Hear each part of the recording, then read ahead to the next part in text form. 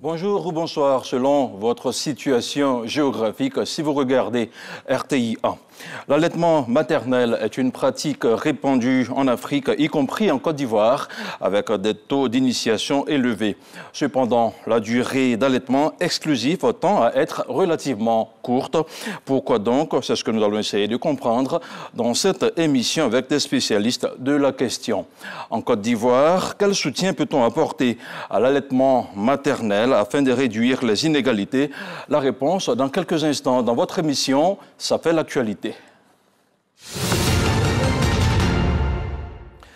Mais avant de rentrer dans le vif du sujet, nous allons regarder le micro-trottoir de Seydou Ouattara.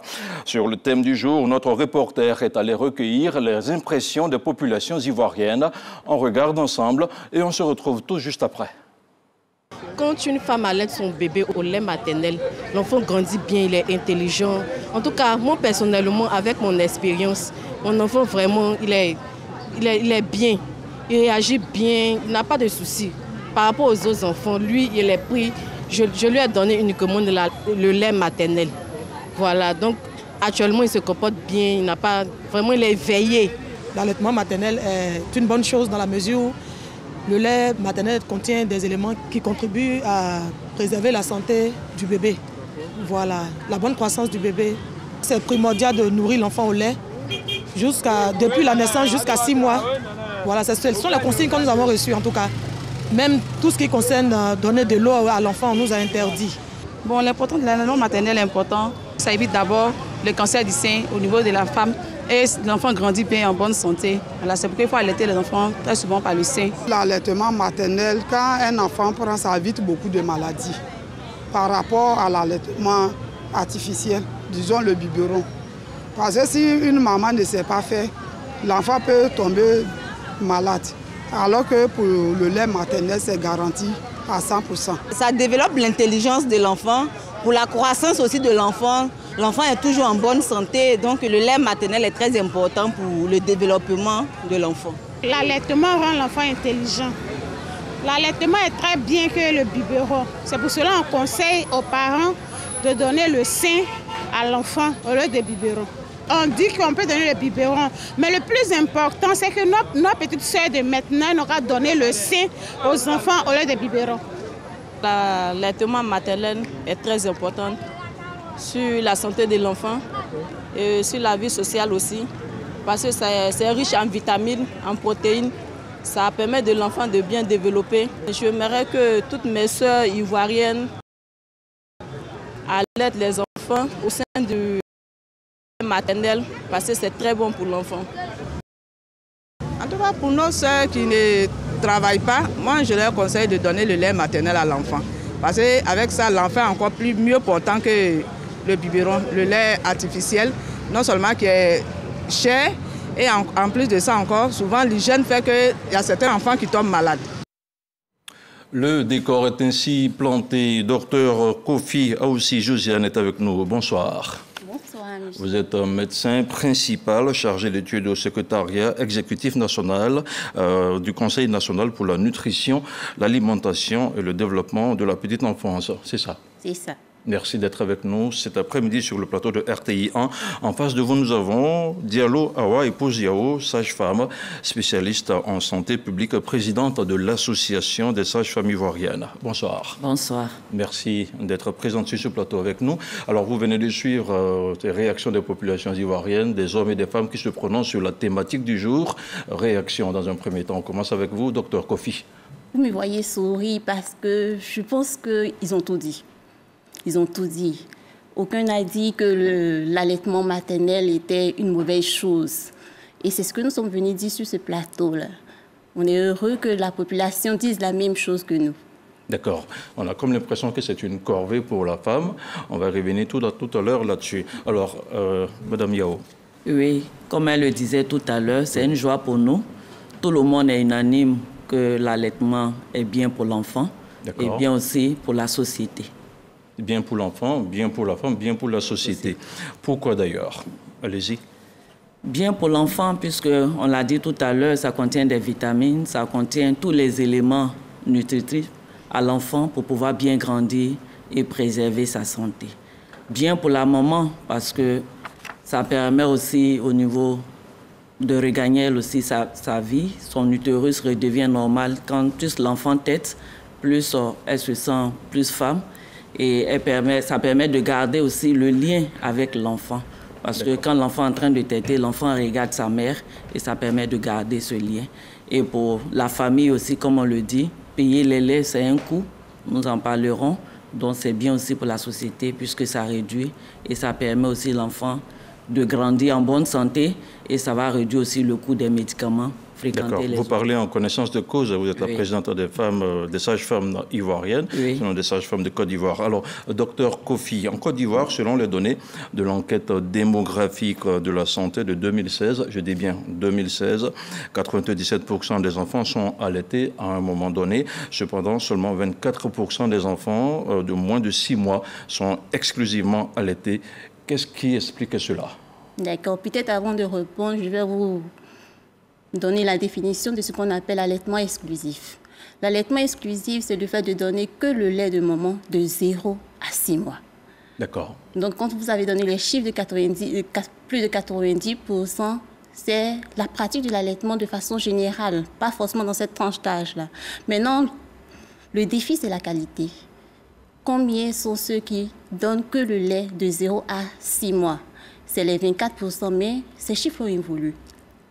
On a de nouveaux chiffres. En 2021, on a réalisé une enquête, une même enquête démographique qui nous donne des chiffres de 34%. Donc nous sommes maintenant à 34% et non à 24%. D'accord. Maintenant, qu'est-ce qui pourrait... Une hausse de 10% donc. Une hausse de 10%. En combien d'années?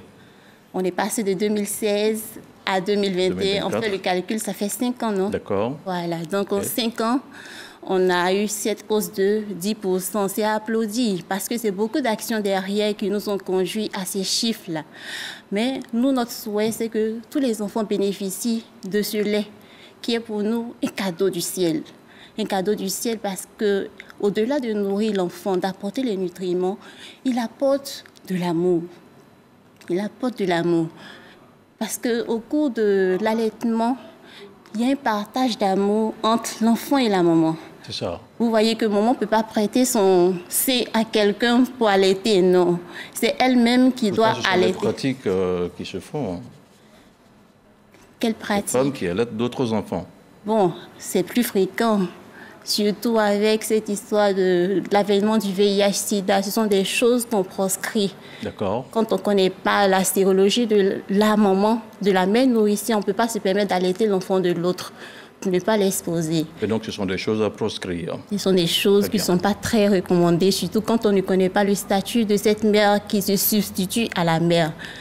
Donc, l'idéal, c'est que toute femme qui accouche nourrisse elle-même son enfant. Elle nourrit son enfant pour lui apporter les nutriments nécessaires. Elle nourrit son enfant pour lui communiquer de l'amour. Parce que si vous voyez une maman qui allaite, elle regarde son enfant la regarde. Ils ont les yeux qui brillent comme si chacun est amoureux de l'autre. Vous voyez qu'elle transmet de l'amour à l'enfant. Alors que dans le cas de l'alimentation du remplacement, ce n'est pas le cas. Le biberon peut être donné par tout le monde. Une servante peut venir donner le biberon, quelqu'un de passage peut venir donner le biberon. Vous voyez que cet enfant qui est nourri au lait maternel a quelque chose de plus. Il est beaucoup plus humain et il est beaucoup plus fidèle que cet enfant qui est nourri au biberon. D'accord. Alors, Madame Yao, dites-nous, quels sont les efforts menés en Côte d'Ivoire pour promouvoir justement l'allaitement maternel, vous en tant que sage-femme? Oui, en tant que sage-femme, il faut dire que nous faisons la promotion. Déjà, dans nos hôpitaux, lorsque la femme vient pour les consultations prénatales, dès qu'elle est enceinte, avant d'être reçue en salle, déjà, il y a des séances qui sont menées pour parler de l'allaitement exclusif, de l'importance de l'alimentation de l'enfant par le lait maternel jusqu'à 23 mois. Déjà, les 6 premiers mois, comme elle a dit, exclusivement, et après diversifier. Pendant l'accouchement, il y a un acte qui est posé aussi. Nous mettons l'enfant qui sort au lait, au sein. On lui apprête cette succion et on donne jusqu'à 1 heure à la sage le temps de faire les soins pour que cet enfant soit mis au sein. Et ça, c'est la mise au sein précoce. Et après, la sage-femme, quand la femme est installée aussi, elle va auprès de cette dame-là pour lui apprendre les techniques qui sont déjà montrées en salle de consultation prénatale. Mais on revient dessus puisque c'est la pratique maintenant. L'enfant est né, comment prendre et voir aussi ses accompagnants, expliquer parfois à toute cette compagnie-là, les dames qui l'accompagnent, à expliquer comment donner à téter à l'enfant, dans quelle position il faut mettre l'enfant pour que l'enfant soit plus à l'aise. Alors, est-ce que ce sont des messages qui sont toujours bien perçus par les accompagnantes ou les membres de la famille? Oui, ce sont des messages qui sont plus perçus. C'est pour ça que l'État intensifie les sensibilisations. Parfois, lors de nos consultations prénatales, on fait appel même aux hommes, puisque quand l'homme aussi est un élément important dans le soutien de cette dame, donc il faudrait qu'il comprenne l'importance de donner le sein à l'enfant. Et parce qu'il y a parfois des préjugés, surtout au niveau du premier lait qui sort, qui est une coloration jaune, le colostrum, et il y a des rumeurs autour. Donc c'est la sensibilisation. Le rôle même de la sage-femme, c'est surtout apporter son soutien et à travers nos agents de santé communautaire aussi, dans la communauté, faire le relais de ce message-là. Donc c'est un peu ces pratiques qui sont faites et au sein même des hôpitaux pour inscrire la publicité au niveau des laits industriels. Très bien. Je reviens vers vous, docteur Kofi. Alors, tout à l'heure, quand vous parliez de l'allaitement, je vous ai dit qu'il y a certaines femmes qui donnaient à téter à d'autres enfants qu'elles n'avaient pas forcément portés. Vous avez dit que c'était une pratique à proscrire. Alors, quelle posture adoptez-vous vis-à-vis de certaines pratiques culturelles? Parce que c'est une pratique culturelle et traditionnelle que nous observons, comme le cas que je viens de citer, par exemple avec l'introduction précoce d'autres aliments et liquides pendant l'allaitement. Nous, on fait la promotion de la bonne pratique de l'allaitement. Et la bonne pratique de l'allaitement, c'est de donner de 0 à 6 mois que le lait maternel, sans décoction, sans eau. Donc, qu'est-ce qu'on va faire? C'est la sensibilisation. On va sensibiliser, on va continuer de sensibiliser nos populations. On sait que le changement de comportement et des normes sociales, ça prend du temps. Donc, on persévère dans la sensibilisation. Donc la sensibilisation, mais il y a certains parents qui recommandent de donner par exemple de la bouillie, de la pâte qu'on achète ça et là aux enfants qui ont moins de 6 mois. Alors, votre réaction vis-à-vis de cela? Je ne dirai pas autre chose que ce que je viens de dire, puisque ce n'est pas ce qui est recommandé. Avant 6 mois, l'enfant, on ne peut pas introduire un aliment de complément. L'appareil digestif de l'enfant même ne supporte pas ça. C'est-à-dire un enfant de 0 à 6 mois, il n'a besoin que du lait. Et le lait suffit. Pas besoin d'eau. Et surtout l'eau. Parfois on dit non, l'enfant il a chaud, non, l'enfant a besoin, il a soif. Non, l'enfant n'a pas besoin d'eau, puisque le lait est constitué à 80% d'eau. Quand la maman commence à donner le lait à l'enfant, c'est de l'eau principalement. Les nutriments viennent après. C'est quand l'enfant a tiré longtemps vers la fin de la tétée que les nutriments viennent. Donc vous voyez que l'enfant n'a pas besoin d'eau. Nous, auprès de la population, c'est ce message-là qu'on communique à travers nos sensibilisations, à travers nos campagnes. Alors, certains spécialistes appellent à éliminer, comme vous avez dit tout à l'heure, l'usage de l'eau dans le processus de nutrition de l'enfant avant 6 mois. Est-ce que c'est une assertion que vous renforcez? Oui, c'est ce qu'on renforce. C'est notre message. Voilà. C'est-à-dire que c'est une recommandation de l'OMS. C'est de l'eau minérale. Non, peu importe l'eau, c'est de l'eau. On ne veut pas d'eau avant 6 mois. On peut comprendre que ce soit de l'eau qui vient du robinet, mais de l'eau minérale encore, qui est vendue en magasin, qui est traitée dans toutes les conditions qu'on puisse imaginer. Je souris parce que tout ça, c'est de l'eau. D'accord. Ce que je disais que le lait de la maman contient déjà de l'eau à 80%. Donc, imaginez-vous, quand on remplit, en regardant un peu un récipient, quand on le remplit, vous voyez que ça réduit la contenance. Donc, ce qui arrive là, on ne peut pas mettre suffisamment de lait. Je vous ai dit que les nutriments se trouvaient à la fin de la tétée. Donc, un enfant qui est rempli d'eau, qu'on a gavé d'eau, lorsqu'il va venir téter, vous voyez qu'il ne va pas recevoir correctement les nutriments. Donc, il sera malnutri, il est exposé à la malnutrition. Pour que l'enfant puisse bénéficier de tous les bienfaits dont les parents ont parlé dans le reportage, là, il faudrait la bonne pratique de l'allaitement. Quand on pratique mal, on ne bénéficie pas de tous ces bienfaits-là. Un enfant qui est mal allaité ne va pas bénéficier de tous ces avantages-là. Très bien. Alors, Madame Yao, quand un enfant il vient au monde de façon régulière, c'est une pratique courante que nous avons eu l'occasion d'observer. Il y a les belles mamans qui viennent, qui lavent l'enfant, qui lui donnent beaucoup d'eau. On dit qu'il faut lui donner beaucoup d'eau. On voit le ventre qui gonfle et tout ça. Et quand on a affaire à des spécialistes comme vous, qui nous dites qu'il ne faut pas donner de l'eau à l'enfant, on est un peu perdu sur la question. Alors, quelle réponse apportez-vous à la commercialisation agressive, je dirais, des substituts du lait maternel? Comme elle le disait tout à l'heure, oui, c'est de communiquer. Et c'est pour cela que quand la sage-femme installe l'accouché, on demande à savoir qui sera avec toi. Déjà même lors des consultations prénatales, qui sera avec la maman, qui sera auprès du bébé. Parce que ces personnes ont besoin d'être sensibilisées. Il faut leur faire comprendre qu'avant, nous avons bu l'eau. Mais les décès, on veut aussi également réduire les décès des enfants. On parle de décès de maternels, mais aussi il y a le décès néonatal et infantile. Et comme on l'a dit, ça préserve la santé. Et si nous voulons voir l'enfant grandir sans fréquenter nos centres de maladies, on reçoit les enfants pour l'apaiser, pour la vaccination, pour la nutrition, mais pas pour quand il est malade. Donc si nous voulons voir l'enfant grandir sans autre chose, je pense que c'est de donner seulement le sein. Et comme on l'a dit, tous les éléments sont dedans. Et quand on arrive à convaincre la maman, je pense qu'elle s'allie à ça. Je suppose que vous passez votre message en français, c'est la langue que nous parlons tous en Côte d'Ivoire, mais il se trouve qu'en Côte d'Ivoire, il y a 60 ethnies. Comment vous vous adressez aux personnes qui viennent de très fond du pays? Dans quelle langue? Comment est-ce que vous procédez exactement de façon pratique? Généralement, il y a des messages, il y a eu des capsules quand même dans la majorité des langues au niveau de la Côte d'Ivoire. Il y a des capsules qui existent et il faut dire que la majorité des cas, quand les femmes qui sont traduites en langue, et dans nos hôpitaux aussi, parfois on essaie en fonction de la localité où la sage-femme se trouve, je pense qu'elle s'exprime aussi.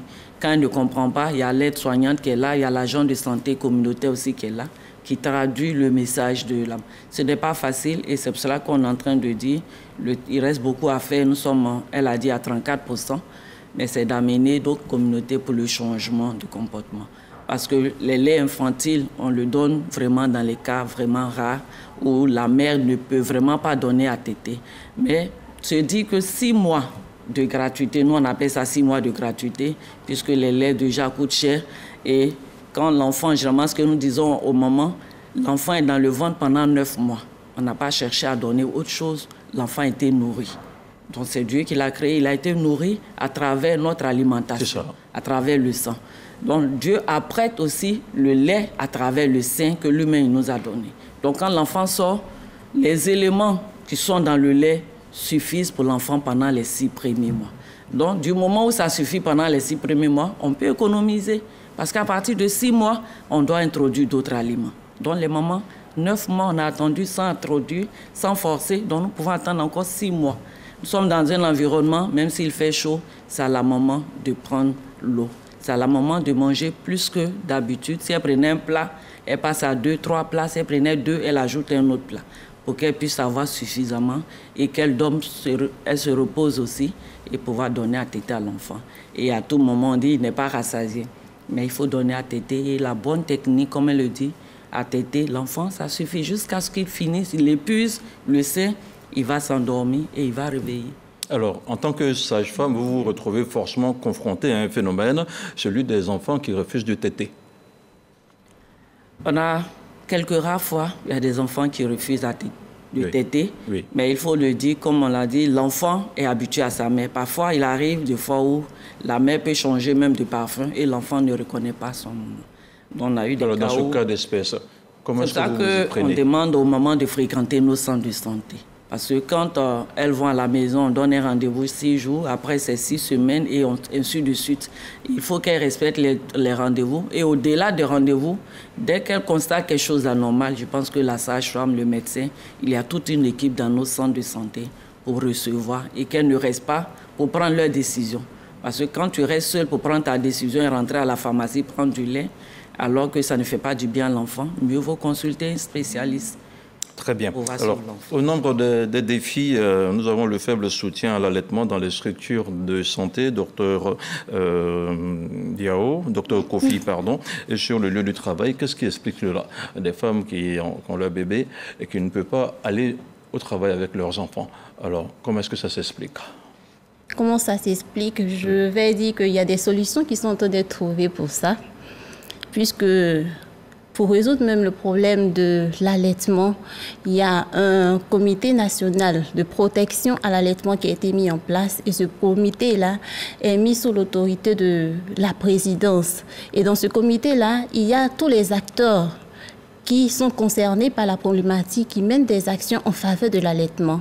Elle a parlé de la santé. Dans la santé, il y a des initiatives qui sont prises pour accompagner les structures sanitaires à être aux normes pour faciliter l'accompagnement des patients, des femmes enceintes.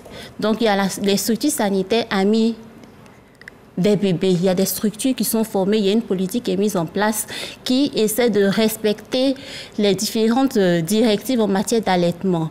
Et au niveau aussi des structures sociales, il y a des initiatives qui sont prises. Parce que les moments... C'est quoi ces initiatives-là? Elles ne sont pas connues de tous. Est-ce que vous pouvez rentrer un peu plus dans les détails? D'accord. Donc, en prenant l'exemple des structures sanitaires amies des bébés, c'est quoi? On sait qu'on a des PMI, on sait qu'on a des services qui font l'accompagnement du couple mère-enfant. Donc, il y a une politique qui est mise en place de sorte que la maman reçoive tout ce qu'il faut pour faciliter l'allaitement, tout ce qu'il faut pour offrir à l'enfant le meilleur. C'est quoi? C'est-à-dire, déjà, il y a une politique qui est votée par l'hôpital lui-même. Il y a des prestataires qui sont formés. Il y a l'accompagnement dont elle parlait là, qui est fait. Il y a la mise au sein précoce. Il y a le suivi après l'accouchement. Donc, ce sont des dispositions qui sont renforcées au sein de certaines structures pour donner le meilleur à nos enfants. Et ces structures-là, lorsqu'elles sont accompagnées, elles sont labellisées. C'est-à-dire, quand vous allez partir, vous allez voir dans ces structures-là, label structure amie des bébés. Ce sont ces structures qui ont mis toutes ces dispositions-là pour faciliter l'allaitement ou encore le bien-être de l'enfant. Et cette initiative-là, on veut la poursuivre dans le cadre multisectoriel dont je vous ai parlé, le comité qui a été mis en place pour la protection de l'allaitement. On veut le mettre en place dans les structures sociales parce que nous savons que les mamans vont certes à l'hôpital, mais quand l'enfant naît, parfois on va dans le centre social pour le suivi de l'enfant, pour faire les démonstrations, pour les conseils. Donc, cette initiative-là, envisagée aussi dans les structures sociales. À côté de ça, il y a des interventions communautaires. Les interventions communautaires à travers les groupes de soutien à l'allaitement. Donc, ce sont des relais entre le centre de santé et la communauté. C'est vrai, la maman est accouchée dans un centre, on a initié l'allaitement, mais elle va dans sa communauté, il faut l'accompagner. Il y a des groupes de soutien. Et dans ce cadre multisectoriel dont j'ai parlé, dans le Conseil national pour la nutrition, l'alimentation et le développement de la petite enfance, qui est une structure, une plateforme multisectorielle où tous les ministères sectoriels interviennent, on a une stratégie communautaire qui crée ce qu'on appelle les foyers de renforcement des activités de nutrition communautaire. Et au sein de ces fronts-là, qui sont des foyers qui sont mis en place dans les villages, il y a la sensibilisation et l'accompagnement des mères pour les bonnes pratiques nutritionnelles, dont l'allaitement, parce que tout commence avec l'allaitement. Alors, on a des mères qui se retrouvent sans grands moyens. Quelles sont les stratégies qui sont mises en place justement pour accompagner celles-ci, une forme de rémunération ou quelque chose de ce genre? Madame Yao l'a dit tout à l'heure, oui. L'allaitement est pour les pauvres. D'accord. Je veux dire ça, parce qu'on ne paye pas le lait. Le lait, il est gratuit. Et Dieu, il a tellement bien fait la femme. Pendant que la femme enceinte, Dieu prépare le corps de la femme à produire ce qu'il faut pour nourrir son enfant. C'est lorsqu'on veut rentrer dans les laits de remplacement qu'il y a des coûts additionnels. Sinon, une mère qui est bien préparée, qui est bien accompagnée pendant la grossesse, lorsqu'elle accouche, il y a des phénomènes hormonaux qui se mettent en place de sorte à produire le lait suffisamment pour son enfant jusqu'à 6 mois. Vous ne voyez pas que là, on n'a pas besoin d'accompagnement financier. C'est après ces 6 mois-là maintenant que peut-être le problème... Dans le cadre d'une femme qui travaille et qui est obligée d'abandonner son travail pour allaiter son enfant. Là, on va parler de compensation. Comment est-ce que vous entrevoyez cela? D'accord. Pour cette dame-là, c'est vrai, quand on reprend le travail, on est tous inquiets. Comment je vais faire pour allaiter? C'est pas vrai. Mais moi, je veux vous dire quelque chose. Pendant que je suis en congé, parce que toute femme qui est enceinte, qui accouche, a droit à un congé de maternité. Vous êtes d'accord avec moi? Et pendant ce congé de maternité-là, elle produit le lait. Elle peut extraire ce lait-là et constituer ce qu'on appelle sa banque de lait. Le lait, lorsqu'il est bien conservé, c'est un lait. Quand il est extrait, il est mis dans un pot. On a mis l'heure, le jour. On met ça au congélateur. Ce lait-là, bien conservé, peut durer jusqu'à 6 mois. Vous voyez, donc durant la période où elle est en congé maternité, elle peut constituer sa banque de lait, de sorte que quand elle va reprendre le travail, l'enfant puisse être nourri. Qu'elle ne soit pas en rupture de stock. Exactement. Merci, docteur. Ce sera votre dernier mot. Madame Yao, pour terminer, quel conseil avez-vous à donner aux mamans qui allaitent leur bébé dès les 6 premiers mois? C'est déjà les féliciter. Il faut dire que même au niveau de l'association, de plus en plus, nous essayons de récompenser ces mamans qui adoptent cette pratique, qui vaccinent correctement leurs enfants et qui vont régulièrement peser leurs enfants. Donc nous félicitons ces mamans, ce n'est pas facile, c'est difficile puisque comme vous l'avez dit tout à l'heure, il y a le travail et même quand on constitue la banque de lait, nous-mêmes chaque matin, on peut même presser le lait, garder avant de partir et on n'a pas besoin de le réchauffer. Il suffit tout juste de le faire sortir pour nourrir l'enfant. Très bien. Merci. Awa Diallo, épouse Yao, sage-femme, spécialiste en santé publique, présidente de l'association des sages-femmes ivoiriennes. Merci d'avoir été avec nous. Merci également au docteur Kofi, à aussi Josiane, médecin principal, chargé d'études au secrétariat exécutif national du Conseil national pour la nutrition, l'alimentation et le développement de la petite enfance. Merci beaucoup. On est tous d'accord qu'il faut adopter une approche globale visant à soutenir l'allaitement maternel. On peut de cette façon contribuer à réduire les inégalités de santé liées à l'alimentation du nourrisson. Merci de nous avoir suivis et je vous dis à très vite sur RTI1.